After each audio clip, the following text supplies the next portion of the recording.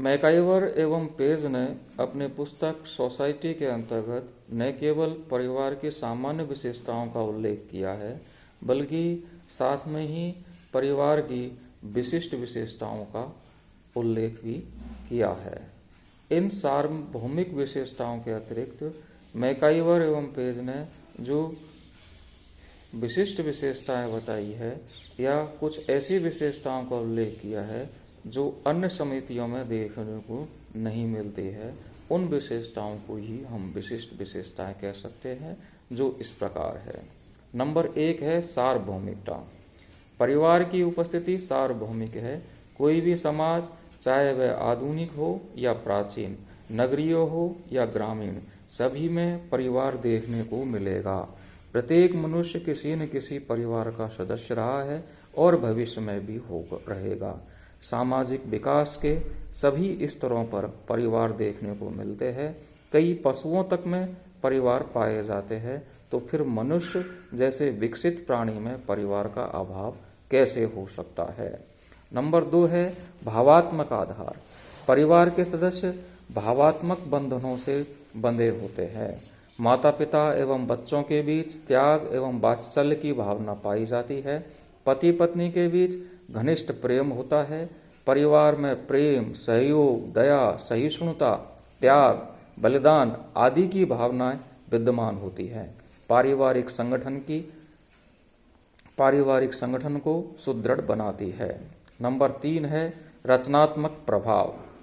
मनुष्य जन्म लेने के बाद सर्वप्रथम परिवार के संपर्क में ही आता है। परिवार के सदस्यों का शिशु पर गहरा प्रभाव पड़ता है। परिवार व्यक्ति के व्यक्तित्व एवं चरित्र निर्माण में महत्वपूर्ण भूमिका निभाता है। उसके व्यवहार, मनोवृत्ति, आदतों आदि पर परिवार की ही गहरी छाप होती है। इसलिए ही कूले परिवार को मानव स्वभाव की पोशिका कहते हैं। समय और महत्व की दृष्टि से ही परिवार का स्थान अन्य समितियों की तुलना में उच्च है। कुछ विद्वान इसे शिशु की प्रथम पाठशाला कहते हैं, क्योंकि सर्वप्रथम बच्चे का शिक्षण परिवार में होता है। अन्य शिक्षण संस्थाओं के संपर्क में तो वह बाद में आता है। नंबर 4 है सीमित आकार। अन्य बृहद समूहों की तरह परिवार की सदस्य संख्या 100, 200, 300 या अधिक नहीं हो सकती। इसका कारण प्राणी शास्त्रीय है। पुरानी पीढ़ी वृद्ध होकर मृत्यु को प्राप्त होती जाती है, अतः नई पीढ़ी के आने पर भी सदस्यों की संख्या एक निश्चित सीमा तक ही बनी रहती है।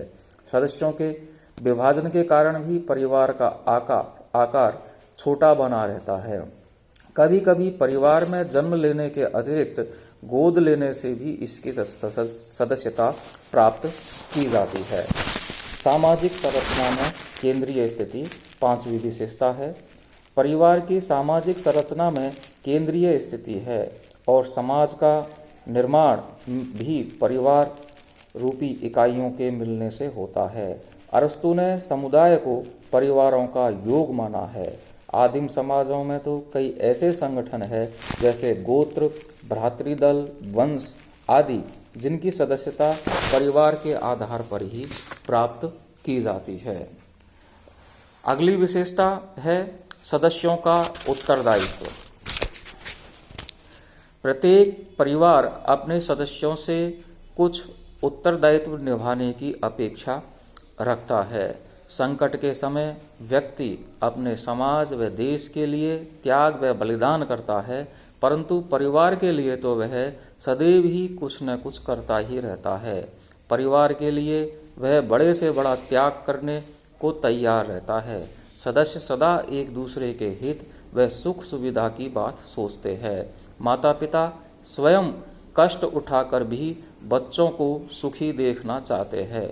सदस्यों की इस भावना के कारण ही परिवार का संगठन स्थायी बना रहता है। नंबर 7 है सामाजिक नियंत्रण। परिवार पर सामाजिक नियंत्रण बना रहता है। अनेक ऐसे नियम, प्रथाएं एवं रूढ़ियां हैं जो परिवार को बनाए रखने एवं उस पर नियंत्रण रखने में योग देती है।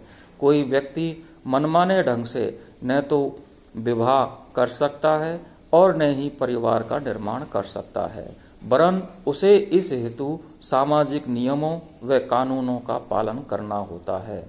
भारत में विवाह एवं परिवार से संबंधित अनेक कानून बन चुके हैं। 1954 का विशेष विवाह अधिनियम तथा 1955 का हिंदू विवाह अधिनियम विवाह एवं परिवार का नियमन करते हैं। नंबर 8 है परिवार की स्थायी एवं अस्थायी प्रकृति। एक समिति के रूप में परिवार स्थायी भी है और अस्थायी भी। सदस्यों की मृत्यु, पृथक्करण, तलाक आदि से एक परिवार की सदस्यता त्यागी जा सकती है, लेकिन एक संस्था के रूप में परिवार अमर है। संस्था के रूप में परिवार के नियम और कार्य प्रणाली आती है जो परिवार को स्थायित्व प्रदान करते हैं। इसलिए ही आदिकाल से अब तक परिवार किसी न किसी रूप में बना हुआ है।